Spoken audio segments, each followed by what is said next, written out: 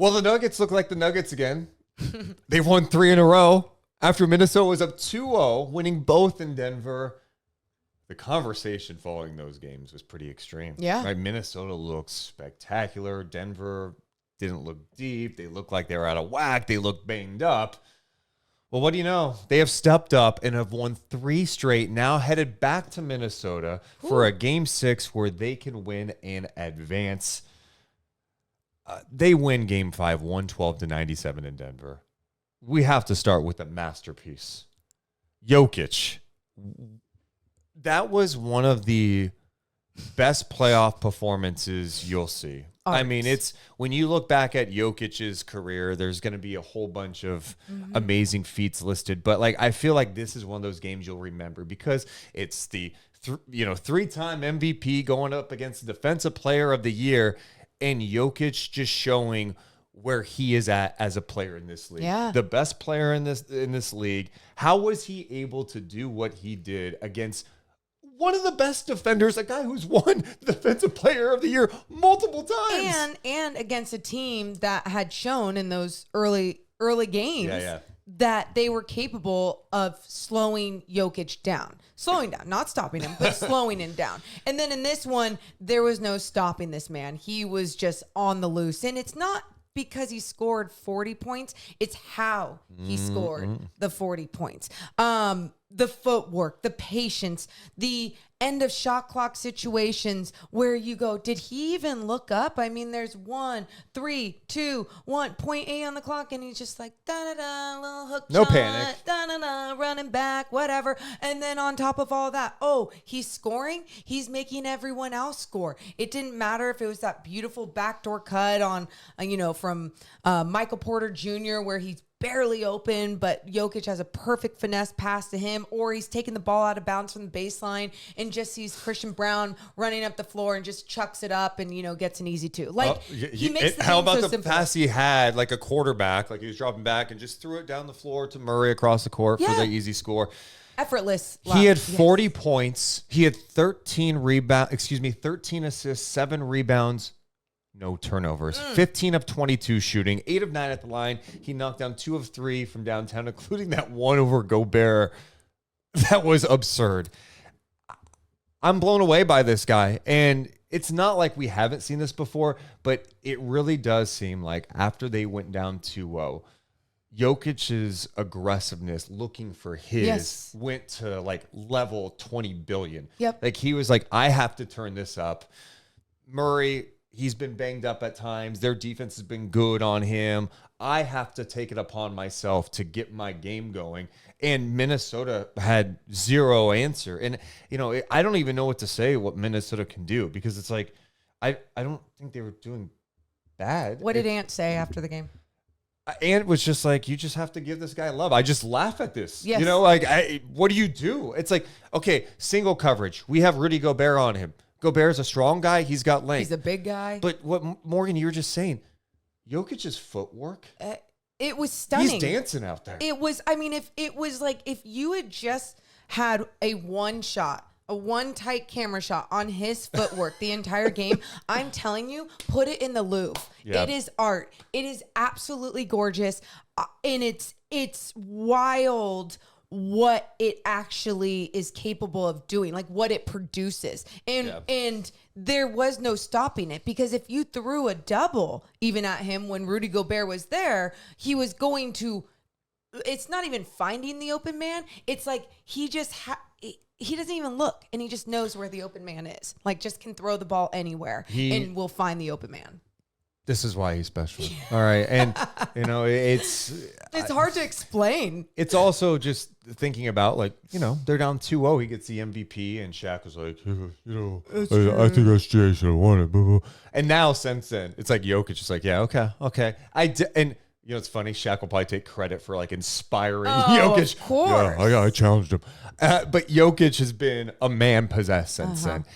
This is a Minnesota team that has great defense. Yep. Yes. Jokic doesn't care. And so I think today it's interesting because, Draymond just thrives in these moments on post game where he's just like, yes, Gobert struggled. I can shit on him. look, you can criticize Gobert. It's like, hey, you need more from your defensive player of the year. That it's cute to say that. And it's, yes, in a perfect world, you would love this. What we're seeing from Jokic, we're talking about one of the best players of all time. Okay. Yep. So like you could talk about, oh, he could do this better. When Jokic plays like he did last night, the aggressiveness, you can't. Name the player in the league that you go, oh, I'll take Gobert out and put this guy in instead. There's not an answer. That's it. At least right now. There's not a defensive answer and or adjustment that you can necessarily make, because you saw the T-Wolves making the adjustment, putting Cat on him. And then Cat with a few stupid fouls, like when it was up top and stuff, he feels like he's in his own head. We'll talk about that. But then Gobert, we obviously, know what he was doing against Jokic. I didn't feel like he was doing a bad job. Jokic was just doing a better job. And then Naz Reid, that was the other guy that they kept trying to be like, okay, let's throw on him. Let's see if he can like dig at the basketball, be up in his face.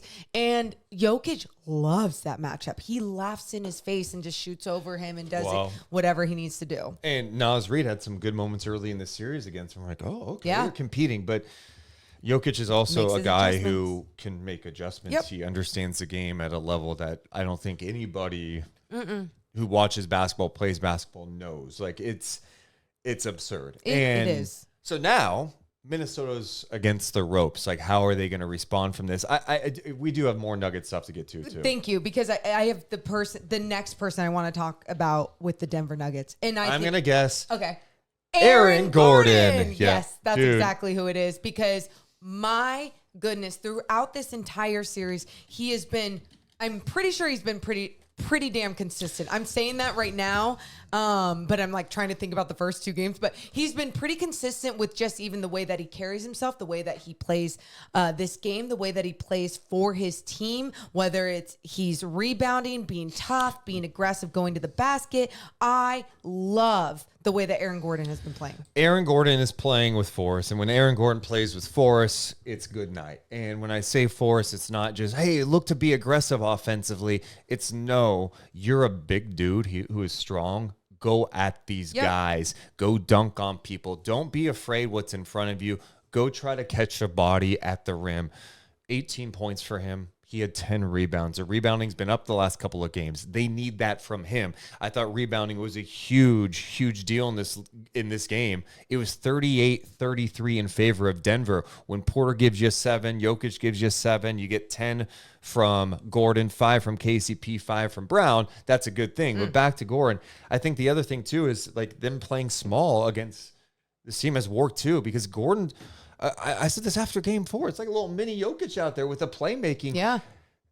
Gordon's been in this system for a minute now, right? And I think they all know each other and they know how to play the right way. He's such a good feel for the game already, but then also when you're playing with one of the best players in the world, like you can get a sense of how to feed off them, how they see the game, and that's how you might want to take pieces and you want to play the game in this system as well, like you're saying. And that's exactly what he's been doing, finding the open man. His vision is there as well, but then also just being aggressive down low when it comes to his rebounding is one thing. But I think the way that he's been aggressive, just attacking the basket and even being able to put the ball on the floor, it's not just Jokic finding him and he's getting it's not just a lob, he's throwing it down. He's creating for himself. And when he is doing that and not even making his threes, he was 0 of 1, right? So it wasn't him just shooting a whole bunch of corner threes, spray threes to Aaron Gordon. It was Aaron Gordon being aggressive and finding buckets that worked for him. 62 points in the paint for Denver to Minnesota's 48. Ooh. A couple other notes. I think Denver's defense has just been really good too. We've been talking so much about, hey, they can't stop Gordon or Jokic at this point, but it's also what Denver's doing defensively, right? They threw different looks last night. They gambled a little bit, throwing 2 at Ant. They throw 2 at Cat. They were throwing different coverages, but it was their ability to scramble out of those double teams. When you throw double teams, it can be so dangerous, especially when you're taking on a really talented player, someone like Ant, who's athletic enough that could split a double team, or who knows, like he can attack. He can really do some damage and make you pay for those double teams. But when you're scrambling out of those double teams and making the right decisions defensively, the deflections were there. The recovery. The recovery. Jokic is always digging on drives, which I thought is very impactful. He's able to get some deflections. I thought KCP played with force out there defensively. KCP, I sometimes don't feel like we give enough love to. I know we shined a little light on him last game as well. Well, he made shots last night too, which is that's where you really notice him. It's like defensively, I feel like he brings it all the time. All the time. But when he's able to knock down shots like he did last night, it's huge. Yeah, it's huge because then you gain this lead where it felt like they were never going back on, right? Like there was a few times I think where it's like, okay, this is still a game, but you as a team did such a good job, and I use this term a lot, but it's true. I feel like you see it. They deflated the shit out of the Minnesota Timberwolves. And when you're able to deflate a team and just keep pounding on them, keep stomping them to the ground, there's no coming back from that. And I felt like mentally, it felt like the T-Wolves were never going to come back because of the way that the Denver Nuggets were playing as a team. And that goes all the way down the line to the bench. Yeah, and if you're Denver, you must feel pretty good when Michael Porter scores 6 points on 2 of 10. And even Murray, it felt like he had to work so hard last night for his points because of the defense they were playing on him. He had 16 points and 4 assists in this game. To Morgan's point, it's the others, it's the bench. I think that's kind of been a little swing in this series too, as Denver's bench has played a lot better recently. And look, last night, I know it was only by 1 point, but they outscored Minnesota's bench. The scoring is fine, but it's the defense that this second unit is providing. And, I feel like when you could take KCP out and put Justin Holiday in, Justin Holiday's giving him some good minutes. That's why he played 15 minutes. He played 15 minutes. He didn't make shots last night, and he's made shots in this series. He can knock down shots, but it's what he's doing with his length and his defense that is really shining right now. And then Christian Braun, who I think has been so underrated in this series, in his second year, they have thrown him on Ant. Again, Ant's special. I love Ant. God. The guy's 22 years old. He's going to be awesome. I thought Brown did as best as you can against him. And he's done it multiple times. His size, his physicality does pretty well. And then last night, the energy plays from him. He had 10 points. He had 5 rebounds, 2 assists, 2 blocks, a steal, gets the crowd into it. He was huge. I thought, and we'll obviously talk about Ant, but I thought Ant was struggling, obviously, with his own shot, how he wanted to create. He was not being decisive, but I felt like the Nuggets defense did a good job of trying to keep that going, of not allowing him to just go off and get himself going. And Christian Braun was a huge part of that, just remaining aggressive, just playing honest defense, moving laterally with him, being kind of up in his face, up in his space. And then, like you said, being able to also contribute on the offensive end, runs the floor. Yep. Cuts, athletic. From Minnesota's standpoint, when I saw Conley wasn't playing, no, this is tough. You need this game for so many reasons. One, you don't want to lose a playoff game, but 2, just where the series is at. You've lost 2 in a row. You want to get one back here, feel good going back home. We have talked so much about Conley's importance to Minnesota and how big of a pickup it was by Tim Conley last trade deadline. Him not playing last night, sounds like he could go in game 6. That put a lot more pressure on Ant to handle the ball, right? Conley not only just being able to bring the ball up, but Conley's a pro. He reads the floor well. He gets guys in the right spots on both sides of the ball. Well, things change. You don't have a legitimate backup point guard on Minnesota. Well, look, you've got Morris and you got McLaughlin, but it's clear that Finch and Norrie don't feel 100% confident with that group, right? Right. There were stretches where they didn't even play a backup point guard. Like Nickeil Alexander-Walker's handling a little bit. The importance of having a point guard. And when you have someone like Mike Conley, who's a vet, who's seen so much shit in this league, for him not be out there to organize, settle things down when it's necessary, I thought that was significant. And it put a lot of pressure on Ant last night. Yeah, and the pressure... putting the pressure on Ant, I thought it just ruined the flow for Ant. Him initiating the offense wasn't... It was like almost taking him out of the offense too quick, right? And it was because you don't want him to just bring the ball up and then attack right away, let Ant do everything. You kind of want it to move around a little bit and then end up in Ant's hand, and then he can create, whether it's for himself or for others. But yeah, the ball just didn't have the same type of team energy in it on the offensive end for the T-Wolves. And even like at times, and I know we'll keep talking about Ant, but even at times when it would go to Cat, I just felt like he also was like, okay, can I just go ISO here? Can I just create something really quick? The decision making just wasn't there. You've nailed that. And that's the thing with this Minnesota offense at times. Even with Conley, there's some stagnant moments where it just doesn't look like it's totally operating smoothly. And I think that was highlighted even more without Conley there. It made life more challenging for this Minnesota offense. I think Ant will play better for sure. He's got to play better. He's just 5 of 15, but he was missing shit. You need Conley back. It's funny talking about Gobert's game because, today he's a punchline, even though Jokic was just Jokic. On the other side, Gobert had 18 and 11. He didn't miss a shot. He was 7 of 7. He had 3 assists, 2 blocks, 2 steals. I think part of that, he got some open looks, but it is funny how, dude, Gobert sucks. He can't do anything. And it's like, well, he 18 on 11, a couple blocks. There's certain narratives that just go around in this league, and when one person gets shit on and like everyone wants to pile on, it gets piled on, and that's how it gets. That's how it is with Rudy Gobert. But at the same time, like at least the narrative for him, like he was seen as the best defensive player in the league last night. Yeah, it didn't look like it, only because one of the best players in the world was cooking in the paint. One other guy I want to mention, because we talk about Denver's bench. For Minnesota's bench, Naz Reid, reigning 6th man of the year. Just not knocking down shots right now. 0 for 3 from downtown. He got some clean looks. If those drop, he's probably feeling really good. And who knows what this game looks like. But, God, they need more out of him. They need him to bring that scoring punch. And then defensively, he's gotten in some foul trouble lately. He was held to 20 minutes last night. Had 4 fouls in 20 minutes. I don't think it's looked totally smooth in this series. Really in this playoffs in general for Naz.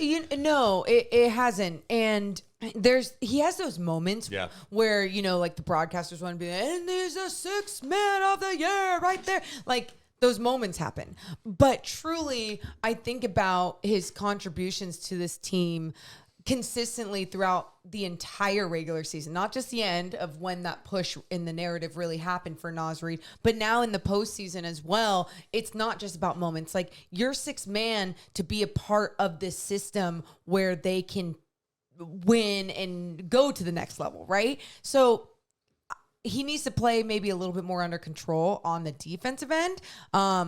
Again, not expecting him to know how to stop Jokic, but how do you slow him down? I mean, we've seen you have these other moments with Jokic and with other guys. So, like, how do you stay under control and slow some people down? But, I mean, you go down the list too, Deuce, like even McDaniels, I felt like at times for him, the way that he was getting up and guys, it was a little bit more out of control as well. I love McDaniels, such a good defensive player. They need him to just stay locked in. He gets really frustrated when there's a foul he doesn't like, and I feel like it rattles him. It takes him out of the game a little bit. They need him locked in. And again, that's another thing. When Mike Conley's on the floor, I know he's still on the bench, but when he's on the floor, huddle guys up. Hey, chill. So Game 6 is going to be interesting. We talked about Minnesota facing adversity. This is the first time this year they've lost 3 in a row. Well, wow. One, and how are they going to bounce back from that? One thing I just want to mention really quick too with Cat, because I started talking about this but never really got to it, was just where he is mentally. How many times you and I have given him so much love in this postseason for his maturity, taking a leap on the basketball floor. Like it truly looks like it's something different out there. And now when they're seeing this adversity, losing 3 consecutive games in this series against the reigning champs, you're seeing him go back to his old self. And that is mentally not being strong, not being there, only being happy and high when he's knocking down his threes or good things are happening. Yeah. They need him out there staying under control, not having stupid fouls up there on the 3-point line against Jokic or whoever else it is. I don't know how you get there, but if you're Conley, if you're Ant, you got to help him out. You got to get him back to how he was playing, the focus, the discipline. Now the one area too, he's a little banged up too. He looked like the knee he had surgery on. They came back from that awkward fall he had. He was favoring it a little bit. It looked like it went away, and then after the game, when the buzzer went off, he was limping. I'm like, oh, Does it hurt now? Is he trying to fight through? I don't know. So that's something to watch. Here's my thing on Game 6, and I'd love for the commenters to let me know. I think Minnesota's done. Oh my God. Morgan, the champs are playing at this level, and I just can't picture them now be in a situation. They're going to have to win this series. They're going to have to win Game 7 in Denver. Jokic is not letting this happen, and it's what it is. We are watching one of the best players of this generation do his thing, and I think Denver is wide awake now. Denver, a little sleepy against the Lakers. Oh, we're bad. Well,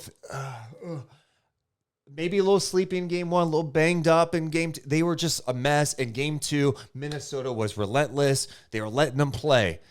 Since that moment, since that rest, Murray avoiding suspension, it's been all Denver. Okay, so if you're out there and you want to do this, clip the end of every single clip that we do. Just clip the end of Deuce talking about whatever team, because after the first 2 games, he's talking about how the Nuggets they don't have the firepower. They don't have the, or like they. I said I was concerned about him. No, I said I was concerned. You were going downhill, buddy. Did I say the Nuggets were losing the series? No, but you're such a prisoner of the moment sometimes. No, and I'm not disagreeing with you, because after watching that game, the way that Denver played, and we've seen it before, track record, right? And you're going track record. You go, okay, we've seen this before. They're capable of doing this. But I just go, don't sleep on the T-Wolves yet. Morgan, they lost 2 in a row at home, and then they lost last night. They've lost 3 in a row. They are on the ropes right now, and the Nuggets look like whatever malaise or whatever they were dealing with, it's over with. Okay? These are defending champions. They are. They know what this takes. I'm not saying they don't. They know how to handle an elimination game because they've been there and done it. Now, could Ant come out and drop 50 and force a Game 7? Yes. Yeah. Absolutely. I just don't picture Minnesota winning a Game 7 on the road in Denver. And if they do that, it's going to be because Ant took a leap to superstardom faster than some even thought. Anyway, let us know in the comments below. Hit the thumbs up and subscribe. Deuce and Mo. Deuce and Mo. Deuce and Mo. They tell you what they know. Deuce and Mo. Deuce and Mo. Deuce and Mo. The